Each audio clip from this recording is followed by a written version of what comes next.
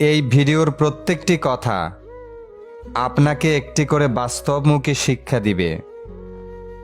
খারাপের সংস্পর্শে থাকলে একসময় ভালোটাও খারাপ হয়ে যায়।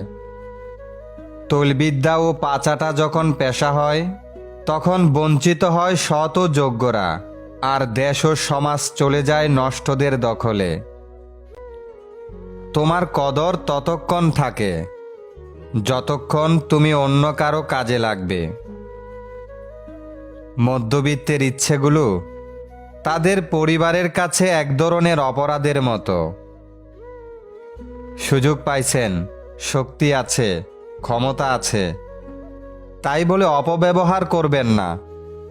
সব জায়গায় সব সময় মাথা ঢুকাবেন না। একবার জায়গা মতো আটকে গেলে শেষ পরিণতি ভোগ করতেও বেশি সময় লাগবে না। ঘামতে দেখেছি প্রতিনিয়ত, কিন্তু কাঁদতে দেখিনি কখনো। এটাই বাবা। বিদেশের সিসি ক্যামেরা আর আমাদের বাংলাদেশের সিসি ক্যামেরা দেখতে মনে হয় একত্রে জুড়ে আছে, আসলে কিন্তু একত্রে থেকেও একত্রে নেই। জাপানের একটি ভাস্কর্য, কারো ওজন কতটুকু তা কিলোগ্রাম অথবা দৈহিক আকৃতির উপর নির্ভর করে না, সে কয়টা বই পড়েছে তার উপর নির্ভর করে। কিছু লোক আপনাকে অনেক সম্মান ও শ্রদ্ধা করে, কিন্তু তার উদ্দেশ্য আপনাকে ধ্বংস করা, অপমানিত করা, ক্ষতি করা।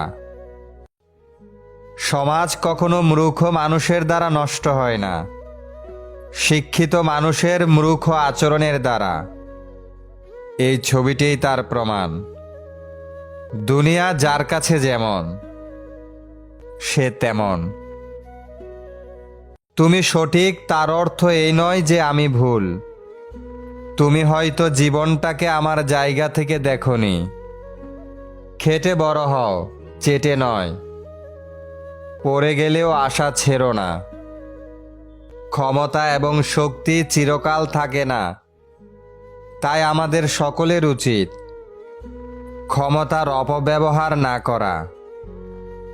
কিছু মানুষ আপনাকে শুধু প্রাণপণ সাহায্য করার ভান ধরে, ইচ্ছে করেই সাহায্য করে না। বিশ্বাস আর ডিম একই জিনিস, একবার ভাঙলেই শেষ। মানুষের ছুরির আঘাতের চেয়েও মানুষের মুখের কথার আঘাত অনেক ধারালো। নিজের ক্ষত নিজেকেই সারাতে হয়। জীবনে ভালো দিন পেতে অনেকগুলো খারাপ দিনের সাথে যুদ্ধ করতে হয়।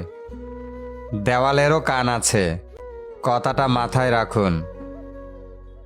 অর্থশূন্য মানুষের জীবন হলো ফুটবলের মতো, সুযোগ পেলে সবাই লাথি মারে।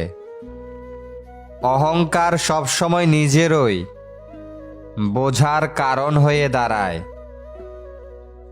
পাশে থাকলেই সবাই আপন হয়ে যায় না। নবাবের পাশেও মির্জাফর ছিল। কিছু কিছু স্বপ্ন কখনোই পূরণ হয় না।